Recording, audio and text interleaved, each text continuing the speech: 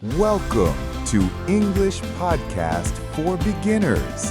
I'm James. And I'm Emma. We are so happy you are here today. Emma, I want to ask you something. Do you ever feel nervous when someone asks about your hobbies in English? Oh, yes. I remember one time at a party, someone asked me, "What do you do for fun?" And I just stood there. My mind went blank. That happens to so many learners. You know the words in your language, but in English, nothing comes out. Exactly. And hobbies are such a common topic. People ask about them all the time. At work, at social events, when you meet new people, it is one of the first questions. What are your hobbies? So today, we help you feel confident talking about your hobbies. No more awkward silence. Perfect. Here is what you learn in this episode. First, you learn simple phrases to introduce your hobby. Second, you learn how to describe what you actually do. And third, you learn how to share why your hobby makes you happy. These three skills change everything. If you ever feel stuck when someone asks about your free time, this episode is for you. You know, I love photography, but for years, I could not explain it in English. What happened? People asked me, "What is your hobby?" And I said, "I like photos." That is it. Just 3 words. That sounds so short. It was. I felt embarrassed. I wanted to share my passion, but I did not have the words. So what changed? I learned simple structures, not complicated grammar, just basic phrases I could use again and again. And that is exactly what we teach you today. We break this topic into 4 simple parts. Part 1 covers how to start the conversation. Part 2 shows you how to describe your activities. Part 3 helps you share your feelings. And Part 4 brings it all together with real questions and answers. Each part builds on the last one. Nice and easy. Okay, let me give you your first win right now. One phrase you can use immediately. I love this part. When someone asks, "What do you do for fun?" you can say, "I enjoy" plus your hobby. For example, I enjoy reading. Or I enjoy cooking. I enjoy playing soccer. Notice the pattern. I enjoy plus the activity. Super simple. Listen to how it sounds in a real conversation. Imagine you meet someone new. They ask, "What do you like to do in your free time?" You say, I enjoy gardening. I grow vegetables and flowers. See? 2 sentences, clear and friendly. Now think about your own hobby. Picture yourself saying, I enjoy, and then your activity. You do not need to say it out loud right now. Just imagine it in your mind. That is your first phrase. You already have one tool you can use today. And we are just getting started.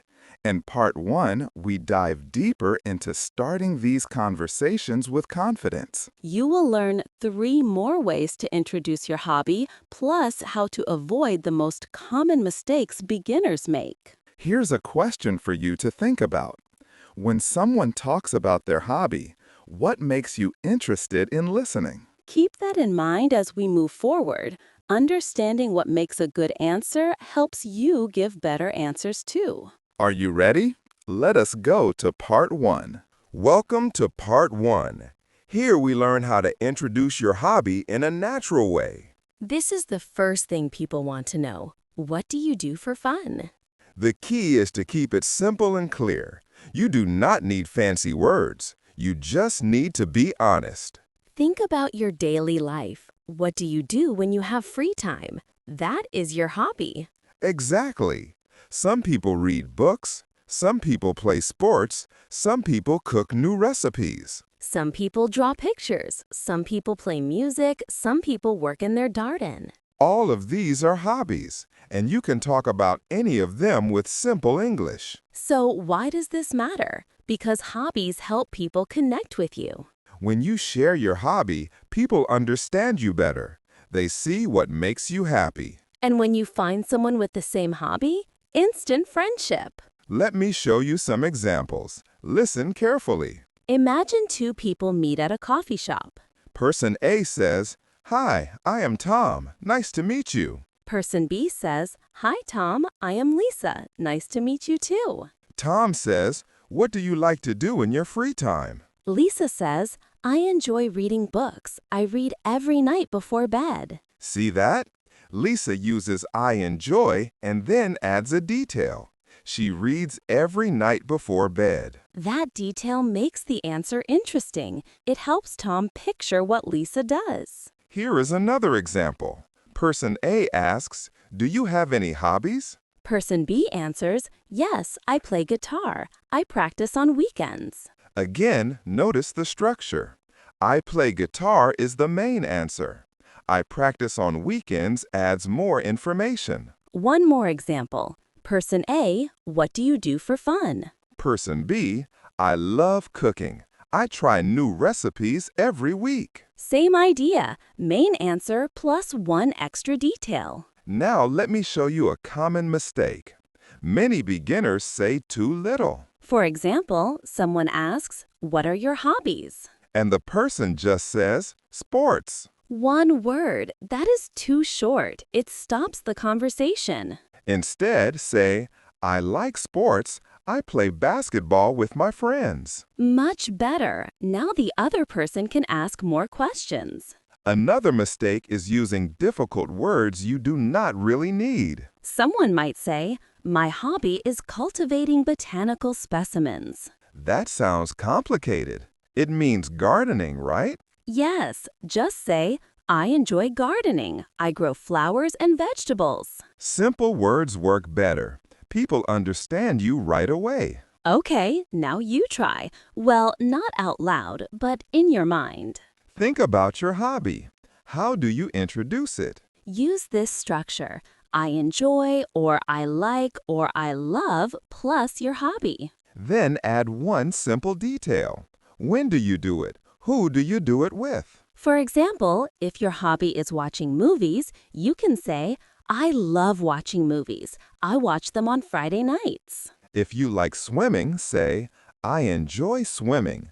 I swim at the community pool." Notice how we use simple present tense. I watch, I swim, I play. Not past tense, not future, just present. This makes it clear you do this activity regularly. Now think about your answer. Picture yourself at a party or a meeting. Someone asks, "What do you do for fun?" You smile and say your answer, nice and confident.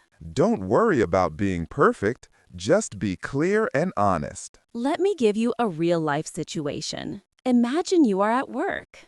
It is lunchtime. You sit with a new coworker. The coworker says, "I don't know much about you. What do you like to do outside of work?" You say, "I enjoy reading mystery books. I read before I go to sleep." The coworker says, "Oh, that sounds relaxing. What book are you reading now?" And boom, the conversation starts. You made a connection. See how powerful this is? One simple answer opens the door to a whole conversation. You do not need complex grammar. You do not a long speech. Just one clear sentence and one small detail. You've got this. Introducing your hobby is easy when you use this structure. Remember, main hobby plus one detail. That's the key. And always use simple present tense. I play, I cook, I read. Perfect. You just learned the foundation. In part 2, we build on this and learn how to describe what you actually do when you practice your hobby. But first, let us take a quick moment to connect what we just learned. So you just learned how to introduce your hobby with confidence. Remember that structure? Main hobby plus one detail. That simple formula works every single time. I enjoy cooking. I try new recipes every week. Now here's the thing. Introducing your hobby is step 1. But what happens next? The other person gets curious. They want to know more. They ask, "What do you cook?" or "How do you do that?" And this is where many learners freeze. They know their hobby, but they can't describe the actions. So in part 2, we fix that problem. We teach you how to describe exactly what you do when you practice your hobby. Think about this. Can you describe your hobby activities in English right now? The actual steps you take? If you feel unsure, don't worry. In just a few minutes, you will have all the tools you need. Get ready. Part 2 is practical, useful, and it builds directly on what you just learned. Let's go. Welcome to Part 2. Now we learn how to describe what you actually do when you practice your hobby. This is so important. Someone asks you about your hobby, and you need to explain the activities. In Part 1, you said, I enjoy gardening. Now, in Part 2, you explain, I water the plants, I pull the weeds, I plant new seeds. See, you describe the actions. This makes your answer complete and interesting. Let me break this down. The rule is simple. Use action verbs in the present tense. Action verbs are words like play, read, write, draw, cook, run, swim, watch. For example, if your hobby is cooking, what do? You chop vegetables. You ingredients. Ingredients. You taste the food. If your hobby is playing soccer, what do? You kick the ball, you run on the field, you practice with your team. Let me give you some examples. Listen to these descriptions. Hobby number 1, reading books. I choose a book from my shelf. I sit in my favorite chair. I read for 1 hour. I mark interesting pages. 4 simple actions. Each one uses present tense. Hobby number 2, playing guitar. I tune the strings. I practice scales. I learn new songs. I play along with music. Again, 4 actions, all clear and easy to understand. Hobby number 3, running. I put on my running shoes.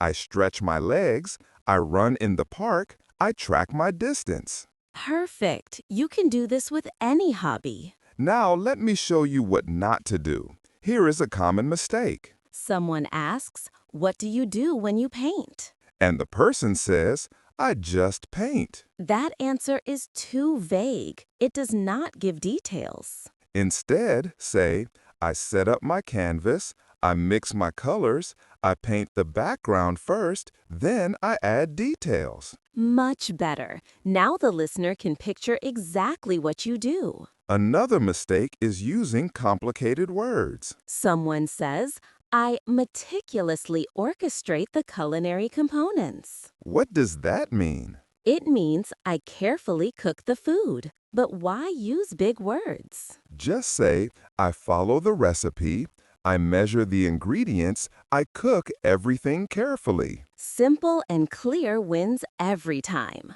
Okay, now think about your hobby. What actions do you take? Picture yourself doing your hobby right now. What is the first thing you do? Then what? And then what? Try to think of 3 or 4 action verbs that describe your hobby. For example, if you draw pictures, you might pick a subject, sketch the outline, add shading, finish with details. If you play video games, you might turn on the console, choose a game, play the levels, save your progress. Notice how each action is one simple sentence. No complicated grammar. You can practice this in your mind right now. Think of your hobby and list the actions silently. Remember, use present tense. I do this, I do that. Let me give you a real-life example. Imagine you are at a friend's house. Your friend says, you said you like baking. What do you bake? You answer, I bake cakes and cookies. First, I prepare the ingredients. Then I mix everything in a bowl. Next, I put it in the oven. Finally, I decorate the finished cake. Beautiful. You used sequence words, first, then, next, finally. These words help organize your description. They make it easy to follow. The friend says, that sounds delicious. How long does it take? You say, it takes about 2 hours. I bake on Sunday mornings. Perfect answer. You give a time frame and when you do it. See how natural that sounds? You are having a real conversation about your hobby. Here is another example. Someone asks about your running hobby. You say, I run 3 times a week. I usually run in the morning. I start with a warm-up. Then I run for 30 minutes. After that, I cool down and stretch. Great description. You explain when, how long, and what you do. The person listening can really understand your hobby now. So remember, use action verbs, keep it simple, add sequence words if you want. And do not be afraid to share details like time, place, and frequency. These details make your description come alive. You are doing great. You can now introduce your hobby and describe what you do. In part 3, we add the final piece, sharing your feelings about your hobby. But first, another quick break. You are on fire. You can now introduce your hobby and describe exactly what you do. Think about those action verbs we covered. I mix, I stretch, I practice, I read. These simple words help you paint a picture for your listener. But here's a question. Why do you do your hobby? What makes it special to you? This is what separates okay conversations from amazing conversations. When you share your feelings about your hobby, people connect with you on a deeper level. In part 3, we teach you exactly how to do that. You learn phrases to express joy, relaxation, excitement, and pride. Can you name 3 feelings your hobby gives you? Think about it. Part 3 takes your English to the next level. Get excited. Here we go. Welcome to Part 3. This is where your answers become powerful. We learn how to express your feelings about your hobby. When you share emotions, your conversation becomes memorable. People remember how you made them feel. So let me start with the key phrases. These are the building blocks. When you want to say your hobby makes you happy, you can say, "It makes me happy." Or it brings me joy. "It lifts my mood." When your hobby helps you relax, say, it helps me relax. "It calms me down." It reduces my stress. When you feel excited about your hobby, say, "It excites me." It energizes me. "It keeps me motivated." And when you feel proud of your hobby, say, it makes me proud. "It gives me confidence." It shows my progress. Now let me show you how to use these in real sentences. Imagine someone asks, why do you like painting? You answer, "Painting relaxes me. It calms me down after a busy day. It also makes me proud when I finish a piece." Beautiful! You used 3 feeling phrases in one answer. Here is another example. Someone asks, "What do you get from playing soccer?" You say, it energizes me, it keeps me healthy, and it makes me happy when I score a goal. Perfect. Notice how you connect the feelings to specific moments. Let me give you one more. Someone asks, why do you enjoy reading? You answer, "Reading relaxes me. It takes me to different worlds. It also makes me think about new ideas." See the pattern? You name the feeling, then you explain it a little more. Now, here is a mistake many beginners make. They use vague words. For example, someone asks, how does gardening make you feel? And the person says, "Good." Just one word. That is not enough. Instead, say, "Gardening makes me feel peaceful. I love being outside. It connects me with nature." Much better. You give the feeling and add context. Another common mistake is being negative without a positive balance. Someone might say, my hobby is hard. It frustrates me. I make many mistakes. That sounds discouraging. Even if your hobby is challenging, you should highlight what you gain. Say instead, my hobby challenges me. Sometimes it is difficult, but it makes me proud when I improve. Yes, you acknowledge the challenge but end on a positive note. This is so important. People want to hear why you love your hobby, not why you struggle. Okay, now think about your own hobby. How does it make you feel? Does it relax you, excite you, make you proud? Picture yourself doing your hobby. Notice the feelings that come up. Now try to name 2 or 3 feelings. Think about them silently. For example, if you play guitar, you might feel relaxed when you play, proud when you learn a new song, and excited when you perform for others. If you cook, you might feel creative when you try new recipes, happy when people enjoy your food, and satisfied when everything tastes good. These feelings are real and personal. They make your answer authentic. Let me give you a real-life situation. Imagine you are at a networking event. Someone asks, "You mentioned you like photography. Why is that important to you?" You answer, photography makes me see the world differently. It helps me notice small details I usually miss. And it makes me proud when I capture a beautiful moment. Wow, that answer shows depth.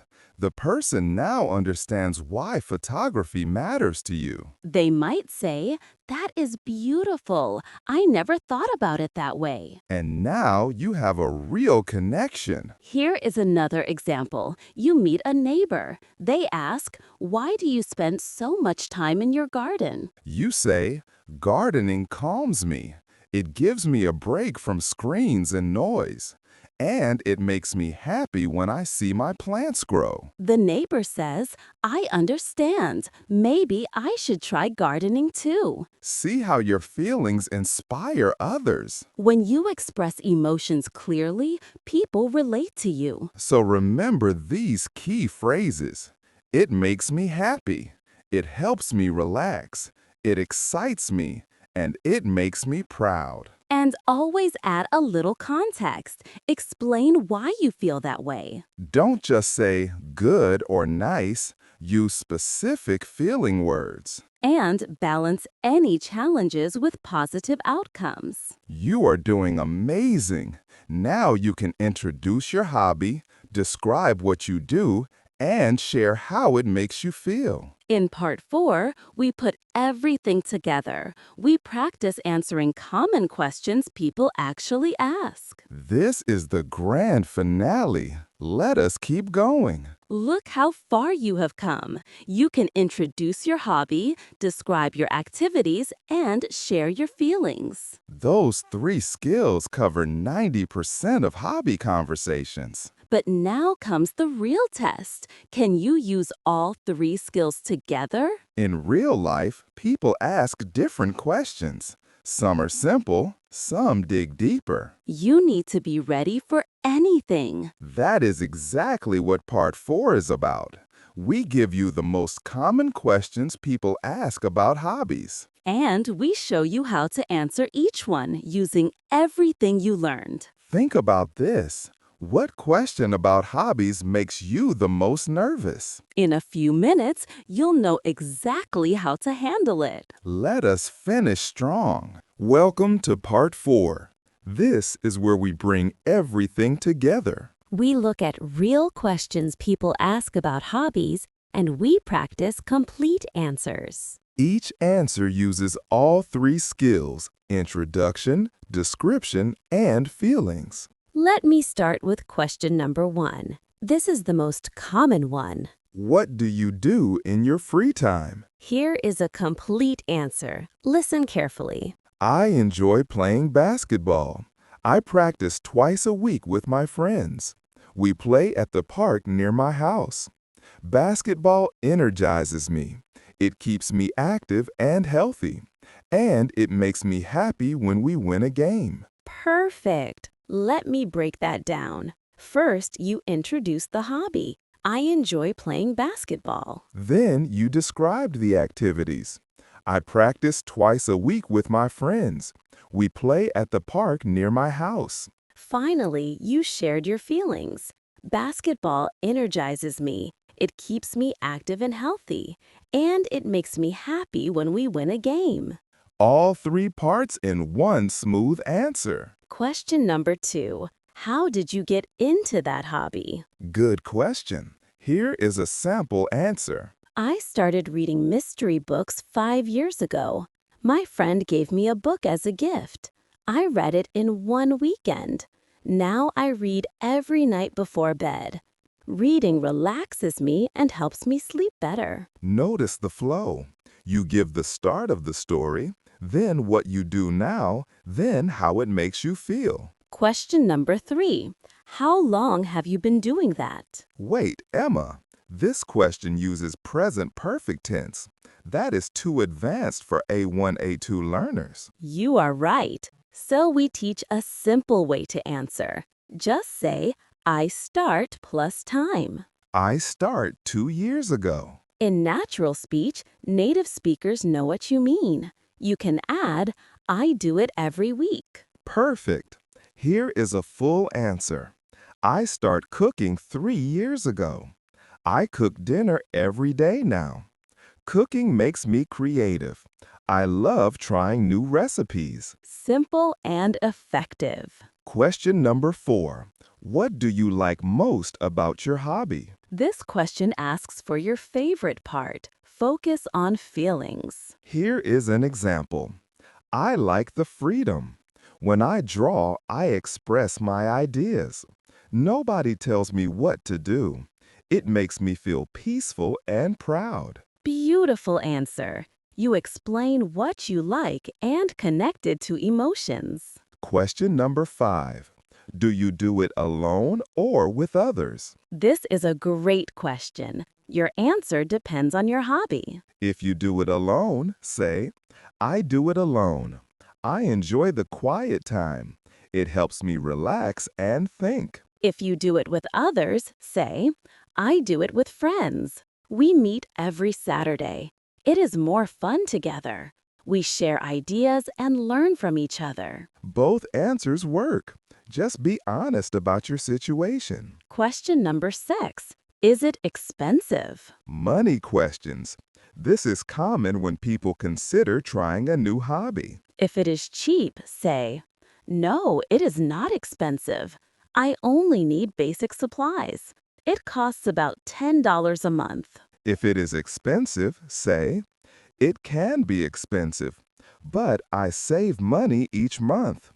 I think it is worth it because it makes me happy. Notice how you acknowledge the cost but explain why you do it anyway. Question number 7. Would you recommend it to others? This is a yes or no question, but do not just say yes or no. Say, yes, I recommend it. It is easy to start.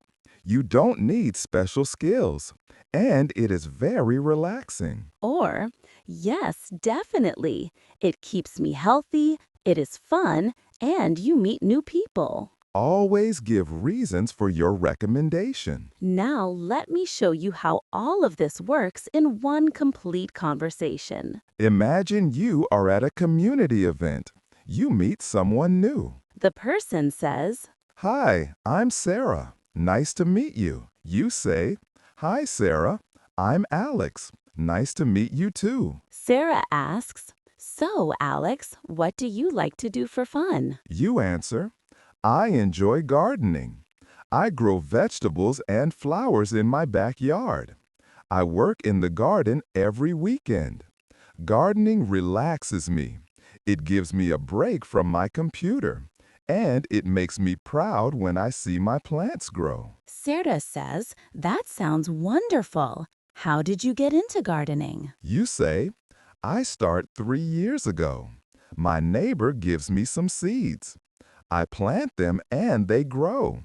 Now I have a full garden. I learn something new every season. Sarah asks, Do you grow anything special? You say, I grow tomatoes, lettuce, and herbs. I also grow roses and sunflowers.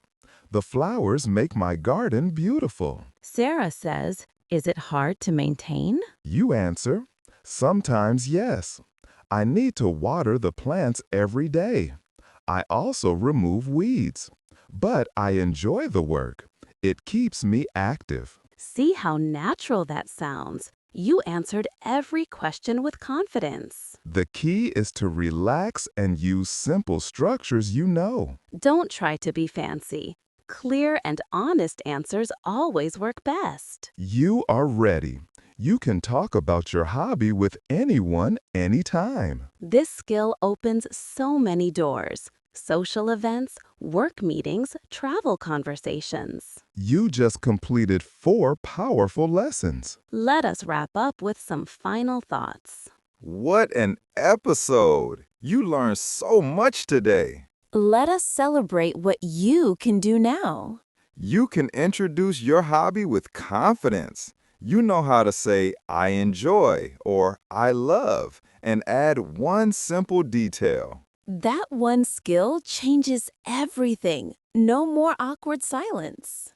You also learned how to describe your activities. You use action verbs in the present tense. I read, I cook, I practice, I play. Simple and clear. And you learned how to share your feelings. You can say, it makes me happy. It helps me relax. It excites me. These phrases show people why your hobby matters to you. Finally, you practiced answering real questions. You know how to handle any hobby conversation now. Think about it. The next time someone asks about your hobbies, you are ready. You do not need to feel nervous. You have the words, you have the structure. Just be yourself and speak simply. That is all it takes. You can use these skills today, at work, at social events, when you travel, when you meet new people. Every conversation is a chance to connect with someone. And talking about hobbies is one of the easiest ways to build friendships. So go out there and share your passion. Before we finish, we want to ask you something important. If you found this episode helpful, please subscribe to our channel. Why subscribe? Because we make new episodes every week to help you improve your English. Each episode gives you practical skills you can use immediately. Next week, we cover another essential topic. We teach you how to talk about your work and career in simple English. You learn how to describe your job, answer interview questions, and talk about your goals. It is perfect for beginners who want to feel confident in professional situations. So hit that subscribe button. You do not want to miss it. Good work today. We hope you enjoyed this episode. Subscribe to the channel and keep practicing your English every day. See you next time. Bye for now.